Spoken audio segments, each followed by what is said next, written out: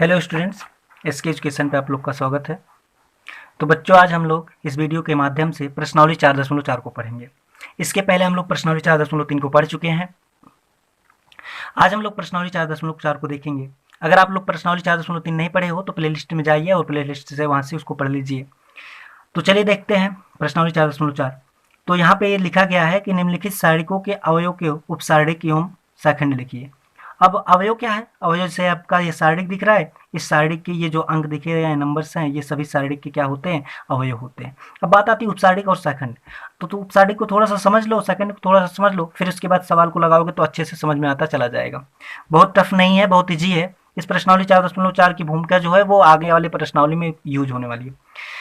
तो अगर आप लोग इसको अच्छे से पढ़े रहोगे तो आने वाली प्रश्नावली को आपको लगाने में बहुत आसान होगा, नहीं तो वहाँ पे दिक्कत हो जाएगी। आप लोग को उपसारणिक क्या होता है, सेकंड क्या होता है, तो बहुत दिक्कत होगी। तो आप लोग को पहले इसको पढ़ना पड़ेगा। तो चलिए देख लेते हैं थोड़ा सा उपसारणिक क्या होता है, फिर उसके बाद हम सेकंड को देखते हैं, फिर उसके बाद हम सवाल को लगाते हैं। तो चलिए देखते हैं जैसे उपसारणिक क्या होता है। जैसे हमका ये वर्ग अवयव या सारणिक दिया गया है A11, A12, A21, A22, उसी तरह से तीन 3x3 का भी।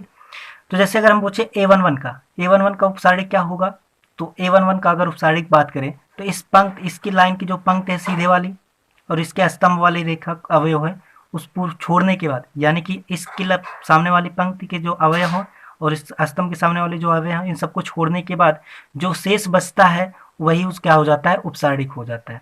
तो उपसारणिक जो होता है उसको किससे हम डिनोट करते हैं? एम से डिनोट करते हैं। अगर बात करें हम A12 का उपसारणिक क्या होगा, तो A12 का उपसारणिक जो होगा A12 का, तो इसको पूरा रख लो और इसको, ये इसके सामने वाली पंक्ति ये है, पंक्ति के सामने वाला अवयव और स्तंभ के सामने वाला अवयव ये है।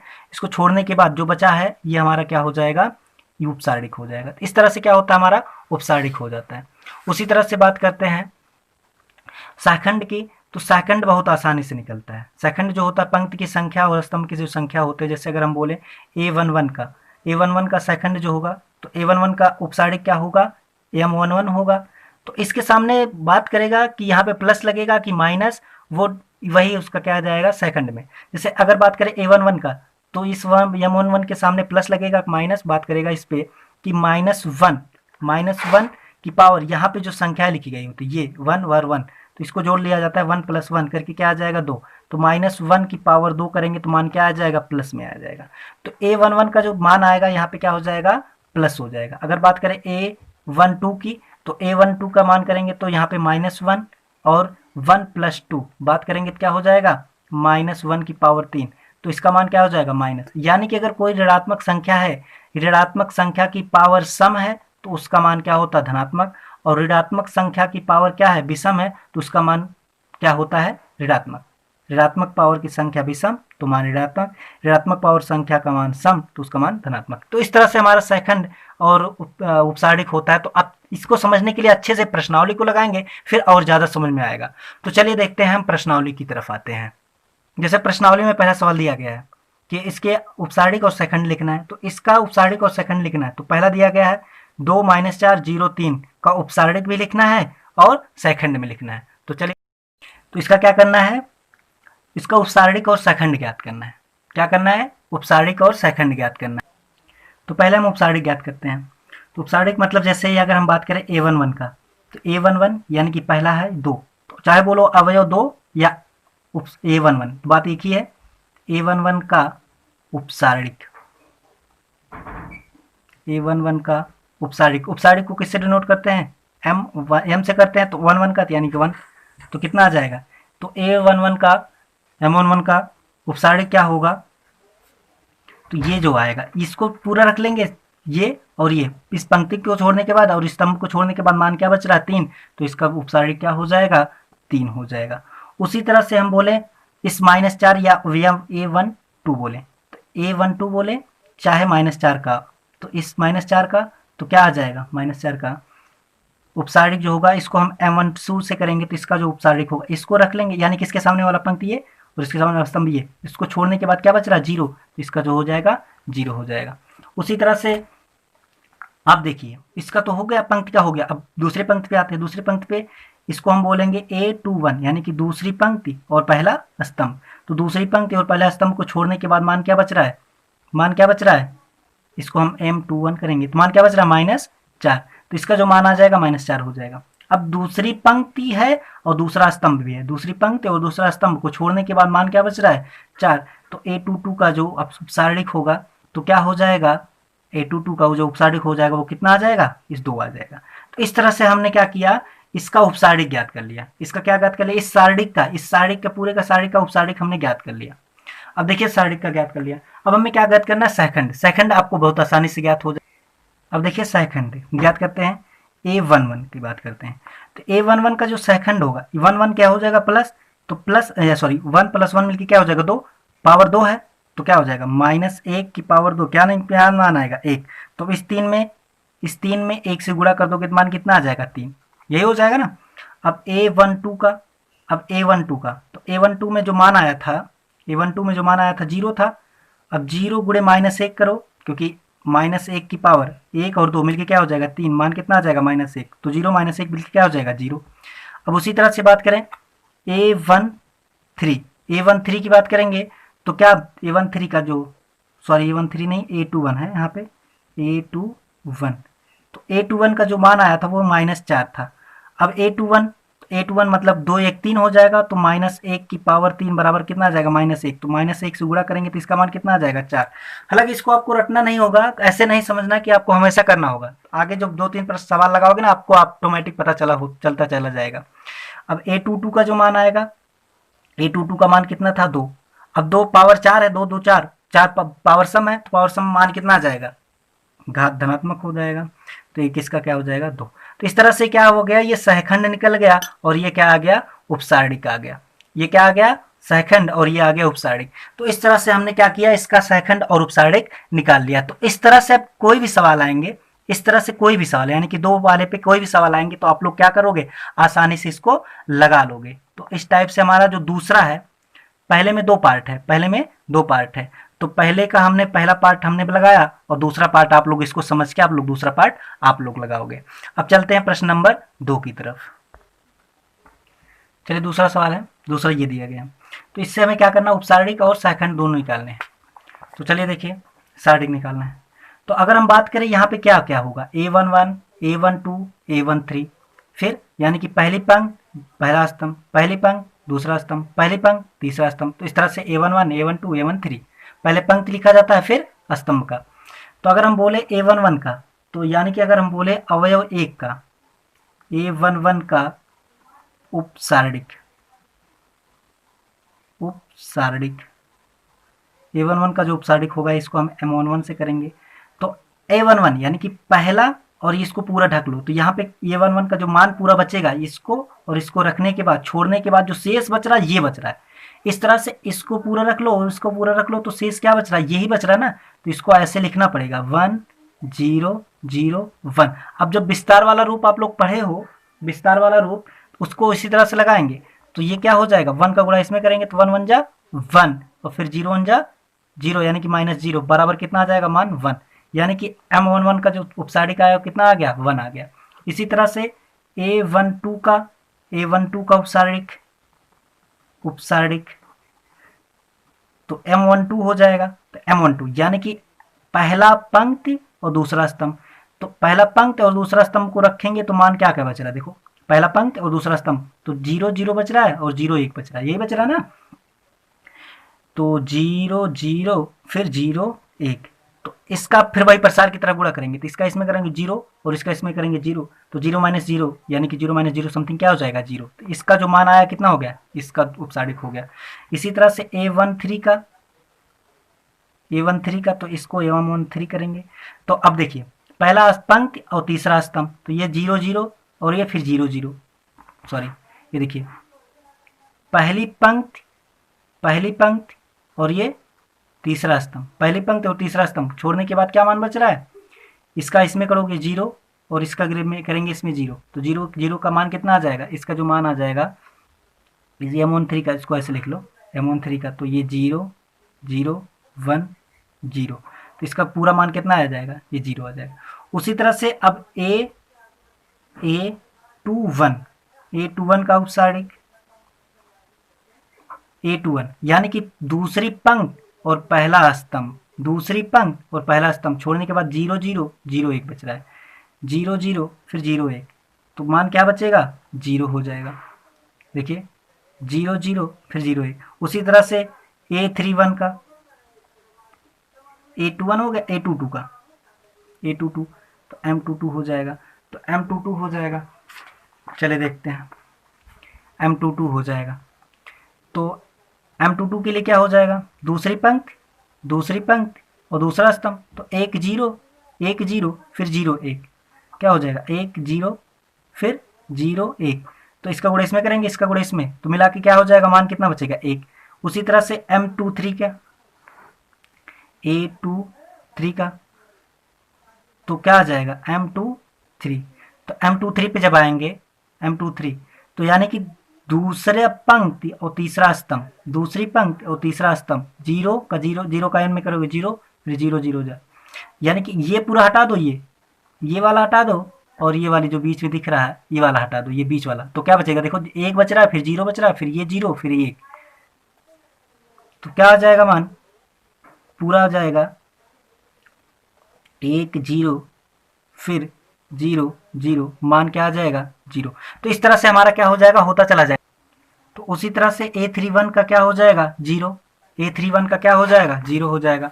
A31 यानी कि पहली पंक्ति और दूसरा तीसरी पंक्ति और पहला स्तंभ, 0 0 0 हो गया। अब A32 का, A32 0 0 0, फिर A33 का ये हो जाएगा, ये तीसरे पंक्ति तीसरा स्तंभ, तीसरी पंक्ति तीसरा स्तंभ, 1 का 1 में करेंगे 1 और 0 को 0। इस तरह से क्या हो जाएगा, A32 का कितना आएगा, A32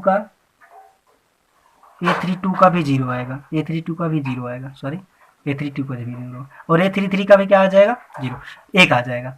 A33 1 का 1 इसमें तो हो जाएगा, इसका मान आ जाएगा, तो पूरा हो जाएगा कंप्लीट। अब इसका देखते हैं सेकंड ज्ञात करते हैं, सेकंड कैसे ज्ञात करते, तो चलिए देखिए सेकंड में क्या होगा, जितने भी आपके क्या उपसारिक के मान आए थे, यानी कि M11 का जो मान यहाँ पे रख दिए, M12 का मान यहाँ पे रख दिए, M13 का मान यहाँ पे वही A13 का रूप में रख दिए, यानी कि यही सेकंड के रूप में बन जाएगा M11 या A11। M1 का जो उपसारिक है ये है, M12 का जो उपसारिक ये है, A13 का उपसारिक ये है, तो ऊपर हमने अभी लगाया। अब इस पर बात करते हैं कि अब बात सेकंड, अब आप सोच रहे हो कि सेकंड क्या होता है, सेकंड वही होता है कि किस अवयव के आगे प्लस लगेगा, किस अवयव के पहले प्लस लगेगा, कब माइनस लगेगा, वही चीज होता है। तो आप लोग जानते हो, लेकिन यहाँ पे आप लोग और आसानी से याद हो जाएगा। अब देखिए 1 1 1 1 क्या होता है, 2 2 है, धनात्मक सम है, तो सम के पहले क्या होता है धन। अब ये विषम है तो विषम के पहले क्या आएगा माइनस, तो ये तो 0 है, 0 के पहले माइनस लगने की जरूरत नहीं। ये सम है, सम के पहले प्लस आएगा, और ये विषम है 2 1 3, विषम के आगे क्या आ जाएगा माइनस। ये सम है, सम के आगे क्या आ जाएगा प्लस। ये क्या है विषम, विषम के आगे क्या आ जाएगा माइनस। और उसी तरह से क्या हो जाएगा, ये सम है, ये विषम है और ये सम है, तो इन सब के आगे क्या आ जाएगा, तो इसके आगे प्लस लगाने की जरूरत ही नहीं है, क्योंकि प्लस लगता नहीं। अब माइनस लगाना होता तो हम लगाते। तो इस तरह से हमारा क्या हो गया सेकंड। अगर यहाँ पे अंक होता, ऐसे देखो यहाँ पे 4 होता, यहाँ पे मान लीजिए 4 होता, तो हम क्या करते हैं 2 1 3 3 है, तो चिन्ह किस चीज का आएगा माइनस का, तो हम यहाँ पे माइनस लगा देते हैं। लेकिन हमारा क्या अभी 0 है, तो 0 के आगे माइनस और प्लस लगाने का कोई मतलब ही नहीं है। तो इस तरह से हमारा प्रश्न नंबर 2 भी कंप्लीट हो गया। तो प्रश्न नंबर 2 का पहला पार्ट ये हो गया। दूसरा पार्ट आप लोग लगाओगे, अच्छे से लगाओगे, कुछ ज़्यादा समझना नहीं है। अगर एक बार में नहीं समझ में आ रहा तो दोबारा वीडियो देखना, तो आप लोग को अच्छे से समझ में आ जाएगा पूरा। अब आते हैं प्रश्न नंबर 3 की तरफ।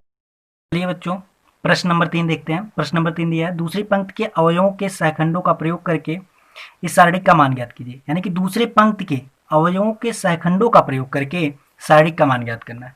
अब सहखंडों का प्रयोग करके हमें सारणिक का मान ज्ञात करना है, तो चलिए देखते हैं सारणिक का मान ज्ञात करते हैं। चलिए देखते हैं, अब मान ज्ञात करते हैं। तो अब A11 का क्या हो जाएगा, दूसरे पंक्ति के अवयवों का मान ज्ञात करना है, मान ज्ञात करना है। तो अब चलिए देखते हैं पहले A11 का। तो A21 का होगा, ये थोड़ा सा मिस्टेक हो गया, कोई बात नहीं। चलिए देखते हैं, दूसरे पंक्ति का हमें क्या करना है, दूसरे पंक्ति के अवयवों का सेकंड द्वारा मान ज्ञात करना है। तो दूसरे पंक्ति का ये है, दूसरे पंक्ति का यानी कि हमारा दूसरा पंक्ति कौन है, यही है। अब इस दूसरे पंक्ति का हमें अवयव ज्ञात करना है, तो यानी कि क्या हो जाएगा A21।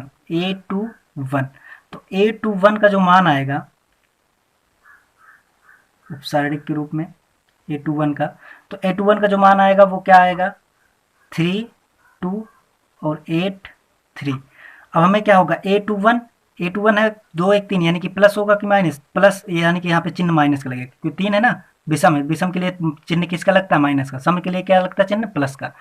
तो 3 3 त्रिका 9 और 8 दूनी 16,